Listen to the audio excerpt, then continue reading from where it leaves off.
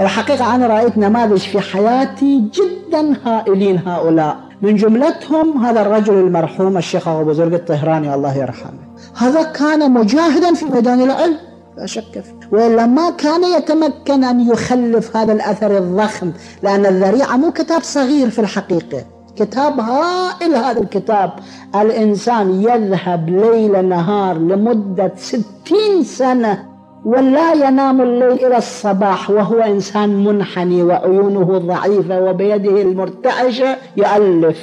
أنا رأيته في الحقيقة يروح للحضرة، حضرة خفيفة يروح يقول أنا تكليفي أنا أكمل هذا الكتاب لأظهر هؤلاء الجماعة، وبالفعل أظهر. هو الكتاب الوحيد الذي ألف حول هذا الشأن. أذكر يروح إلى مكتبة الجعفرية، مكتبة المدرسة الهندية، ويأكل شيء خفيف يصرون عليه، نجيب لك عشاء يقول إذا أكلت عشاء زايد ما أتمكن أكتب، فيأكل فرد خبز شوية وفرد جبن، فرد هالأشياء البسيطة، تمر شيء، ثم من أول الليل إلى الصباح يقعد يكتب ويطالع. هذا الجهاد هو يعني لون حياته هذا اللون.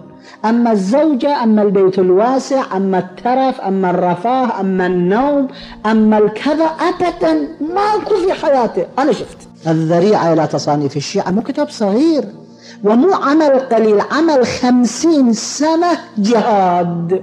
نقصد بميادين الجهاد لا نقصد إلا الحرب وإلا الكذا، كل الميادين احنا بحاجة إليها.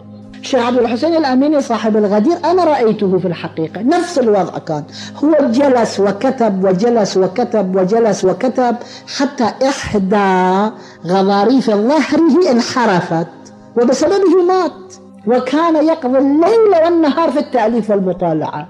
الأشياء مو أشياء صغيرة، هم جهاد هذا أيضا.